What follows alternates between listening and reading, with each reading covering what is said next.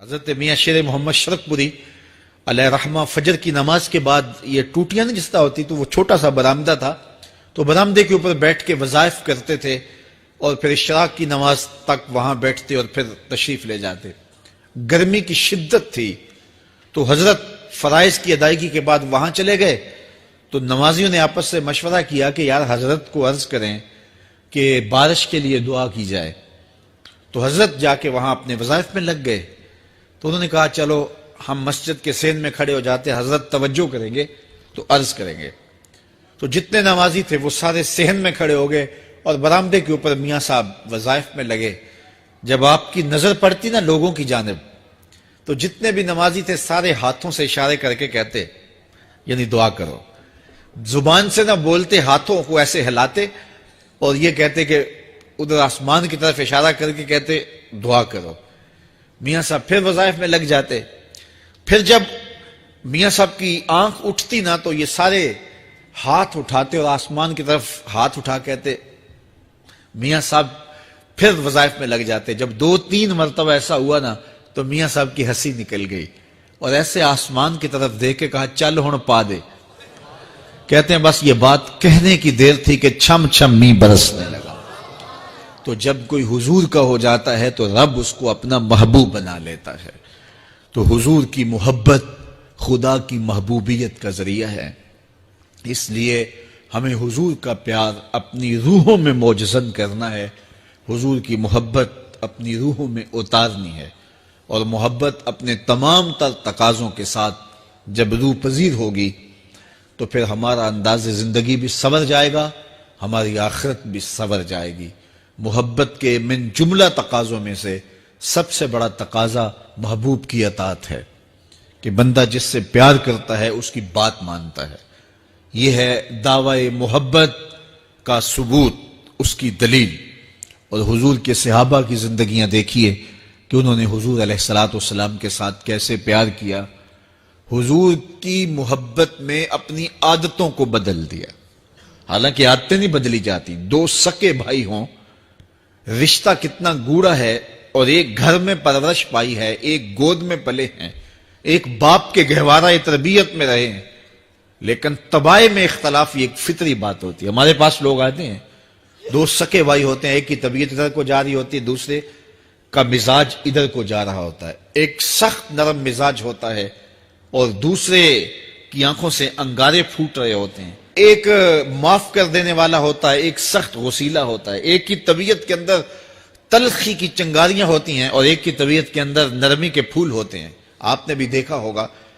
تو یہ ایسا ہوتا ہے۔ اب اسی طرح کھانے پینے کی چیزوں میں طبائع کا اختلاف یہ فطری بات ہے، ایک کو ایک چیز پسند ہوتی ہے، دوسرے کو وہ چیز پسند نہیں ہوتی ہے۔ بعض اوقات ماں کو مسئلہ ہوتا ہے کہ یہ چیز اگر میں تیار کرتی ہوں تو میرا دوسرا بیٹا نہیں کھاتا، تو اس کے لیے بعد سے الگ سے کوئی چیز تیار کرنی پڑتی ہے کہ اس کی ڈیمانڈ یہ ہے اور میرے اس بیٹے کی ڈیمانڈ یہ ہے۔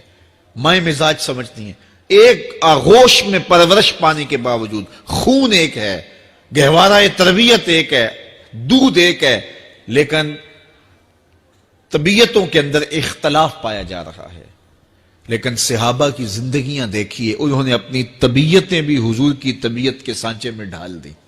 حضرت انس بن مالک کو کسی نے دیکھا کہ وہ شوربے سے کدو کے ٹکڑے نکال کے کھا رہے ہیں، تو کہا یہ کیا کر رہے ہو؟ کہا میں نے ایک دن حضور کو یوں کرتے ہوئے دیکھا تھا۔ تو طبائع کا اختلاف یہ ایک فطری اختلاف ہوتا ہے، لیکن صحابہ نے اس کو بھی چھوڑا اور حضور کی محبت کے سانچے میں ڈال دیا۔ پھر اس چیز کا انتظار نہیں کیا کہ حضور کا فرمان کیا ہے، حضور کی چاہت پہ اپنے مزاج کو بدلا۔ اللہ اکبر۔ حضور علیہ السلام مدینہ المنورہ کی گلی سے گزر رہے تھے، ایک گنبد نما مکان بن رہا تھا، اور ایسے مکان حضور کو پسند نہیں تھے۔ تو آقا کریم علیہ السلام نے پوچھا یہ مکان کس کا ہے؟ کہا فلاں انصاری کا ہے۔ حضور گزر گئے، چہرے پہ تھوڑے سے ناگواری آثار حویدہ ہوئے۔ کسی نے اس صحابی کو بتا دیا کہ حضور گزرے تھے، تیرے مکان کو دیکھا، شاید پسند نہیں آیا۔ 2-4 دن کے بعد حضور دوبارہ گزرے، دیکھا کہ وہاں ملبے کا ڈھیر پڑا ہوا تھا۔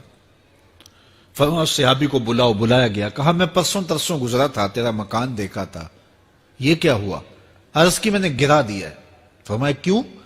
عرض کی سنا تھا آپ کو پسند نہیں، سنا تھا آپ کو پسند نہیں، میں اور آپ دیکھیں ہمارا کیا کیا حضور کو پسند نہیں، سر سے لے کر پاؤں تک، نجی زندگی سے لے کے سیاسی زندگی تک، اپنے امور ذات سے لے کر کے اپنی معاشرتی زندگی تک، ہمارا کیا کیا حضور کو پسند نہیں، اور ہر وہ چیز بدل دیں جو حضور کو پسند نہیں۔ محمد دی زیارت محمد دے رنگ وچ، اے ٹھگ بازیاں جانے پیارا محمد صلی اللہ علیہ وسلم۔ میرے شیخ کامل کا ایک شعر ہے، اور وہ شعر اتنا وزنی ہے کہ اگر میرے پاس جواہر لال موتی ہوں اور میں ایک پلڑے میں ڈال دوں اور ایک پلڑے میں یہ شعر رکھ دوں تو یہ شعر پھر بھی بھاری ہوگا۔ یاری لا تو پاک نبی سنگ، اے پر پوری یاری، پھر درود قبول ہے تیرا لکھ نہ لوں ایک واری۔ 1.25 مرتبہ درود پڑھنا ایک طرف، اور ایک دفعہ حضور کی ذات پہ درود پڑھنا، ان کی محبت کے سانچے میں یوں ڈھل کر کے جو وہ کہتے ہیں وہ میری زندگی کا عمل ہے، یہ اس سے وزنی ہے، یہ اس سے بھاری ہے۔ تو حضور کی محبت، حضور کے ایک صحابی تھے، وہ حضور کو ملنے آئے، اور آئے تھے بحرین سے۔ اچھا، انہوں نے حضور کو سلام کیا تو حضور نے رخ پھیر لیا، ناراضگی کا اظہار کیا، تو وہ سمجھے کہ شاید حضور نے ایسے ہی رخ پھیرا، تو جدھر حضور نے رخ پھیرا وہ ادھر جا کے سلام کرتے ہیں، تو حضور نے پھر رخ پھیر لیا، سمجھ گئے کہ حضور ناراض ہیں۔ اب انہیں سمجھ یہ نہیں آ رہی تھی کہ ناراضگی کا سبب کیا ہے۔ وہ اصحاب رسول سے پوچھنے لگے کہ حضور مجھ سے ناراض لگتے ہیں، آپ میں سے کوئی بتا سکتا ہے کہ حضور کیوں ناراض ہیں؟ اللہ اکبر! آج تو کوئی بڑا باپ ہو، مرشد ہو، استاد ہو، ناراض ہو جائے اور شاگرد کو ناراضگی کی وجہ معلوم نہ ہو تو وہ الٹا ناراض آگے سے ہو جاتا ہے کہ میں نے جرم کیوں کیا ہے کہ استاد کا مزاج بگڑ گیا ہے۔ اللہ اکبر! لیکن ذرا دیکھیے، رنگ دیکھیے محبت کے، وہ صحابہ سے پوچھتا پھرتا ہے کہ حضور مجھ سے ناراض ہیں، مجھے بتائیے کہ کیا سبب ہوا؟ تو انہوں نے کہا کہ یہ تیرے ہاتھ میں جو سونے کی انگوٹھی ہے، اس سے حضور ناراض ہیں، کیونکہ حضور اس کو منع کر چکے ہیں۔ امت کے لیے سونا چاندی حضور نے امت کے مردوں کے لیے منع فرما دیا، صرف 4.5 ماشے سے کچھ کم کی انگوٹھی چاندی کی، اور وہ بھی عدد میں 1 ہو، شریعت نے جائز رکھی ہے۔ اگر 2 ماشے کی 2 ہوں گی تو پھر بھی جائز نہیں۔ عورت کو جائز ہیں 10 انگوٹھیاں پہنے، سونے کی پہنے، چاندی کی پہنے، یہ اس کا زیور ہے۔ مرد کو زیور کی ضرورت نہیں ہے، زینت کی ضرورت نہیں ہے، لہذا مرد کے لیے 1 انگوٹھی رکھی گئی ہے، وہ بھی اس لیے کہ اگر وہ کہیں مشکل میں ہو تو اس کو بیچ کر کے 2 وقت کا کھانا لے سکے۔ باقی اس کے لیے انگوٹھی 4.5 ماشے سے کم کا چاندی یا سونا 1 ماشا ہی کیوں نہ ہو، اس کے لیے جائز نہیں ہے۔ تو اس نے سونے کی انگوٹھی پہن رکھی تھی، لیکن اسے حرمت کا پتہ نہیں تھا، تو اس نے کہا کہ حضور مجھ سے کیوں ناراض ہیں؟ تو صحابہ نے کہا شاید یہ اس انگوٹھی کی وجہ سے ناراض ہیں۔ تو اس نے یہ نہیں کہا کہ مجھے تو پتہ ہی نہیں تھا، میرا کیا قصور؟ خیر، اس نے انگوٹھی اتار کے حضور کو پیش کرتے کہا حضور آپ اس وجہ سے ناراض ہیں؟ حضور نے انگوٹھی پکڑی اور ایسے پھینک دی، ناراضگی کی وجہ ختم ہو گئی، وہ بیٹھ گیا، بات شروع ہو گئی۔ اللہ اکبر! جب سلسلہ کلام ہوتا رہا، جب مجلس برخاست ہوئی، لوگ اٹھ کے گھروں میں جانے لگے، وہ بھی اٹھا اور الٹے پاؤں سے پیچھے چلا، تو کسی نے اس کو کہا وہ انگوٹھی تو اٹھا لو، سونے کی انگوٹھی ہے، قیمتی ہے، چلو تمہارے لیے پہننا جائز نہیں، تمہاری بیوی کے لیے تو جائز ہے۔ تو اس نے کیا جواب دیا سنیے، اس نے کہا واللہ لا آخذہ وقد طرحہ رسول اللہ صلی اللہ علیہ وسلم، اللہ کی قسم میں اس انگوٹھی کو کبھی بھی نہیں اٹھاؤں گا جس کو میرے حضور نے پھینک دیا ہے۔ تو یہ تھی ان کی محبت، یہ تھا ان کا انداز۔ تو آئیے میں اور آپ حضور سے اگر محبت کرتے ہیں تو حضور علیہ السلام کا طرز زندگی، حضور کا انداز معاشرت اختیار کریں۔ کثرت کے ساتھ مائیں بہنیں بیٹیاں بھی موجود ہیں، وہ بھی اپنی اولادوں کی تربیت اس نہج سے کریں کہ وہ حضور کی سنت، حضور کی سیرت، اور حضور کی اتباع کے سانچے میں ڈھل جائیں۔ زندگی کا مقصد ہی یہی ہے۔ آئے، بڑے ہوئے، جوان ہوئے، بوڑھے ہوئے، چلے گئے، ہم سے پہلے بھی چلے گئے، ہم بھی چلے جائیں گے، بعد میں آنے والے بھی چلے جائیں گے، لیکن حقیقی کامیابی اس کو نصیب ہوئی جس نے اس دنیا پہ آ کے دنیا کی زندگی کے مقصد کو سمجھا۔ ہم آئے کیوں تھے؟ زندگی کس لیے ہمیں دی گئی تھی؟ اکبر الہ آبادی نے کیا ستھری تنقید کی تھی، کیا بتائیں احباب، کیا کارنمایاں کر گئے، بی اے کیا، نوکر ہوئے، پینشن ملی اور مر گئے۔ یہ کوئی کام نہیں ہے، ہماری زندگی کا کوئی مقصد ہے جس لیے ہم انسان ہیں، اشرف المخلوقات ہیں۔ دیکھیے گدھا سارا دن بوجھ اٹھاتا ہے، اللہ اکبر۔ میرے صاحب نے گدھے سے بھی ایک موازنہ کیا ہے کہ سارا دن جو ہے وہ بوجھ اٹھائے اور کام کرے، اور پھر مالک اس کو غذا بھی نہ دے، وہ جا کے روڑیوں سے اور باہر سے جا کے چر کے پھر آ کے کام مالک کا کرے، مالک اس کو دے بھی نہ، اور وہ باہر سے کھا کے آئے اور کام مالک کا کرے۔ تو اگر بندہ ہو کے، انسان ہو کے اگر نہ کرے تو میرے حضور نے ایک لمبی ربائی ہے، اس میں آخر میں لکھتے ہیں، تو چنگا یعقوب یا کھوتا، تینوں شرم نہ آوے۔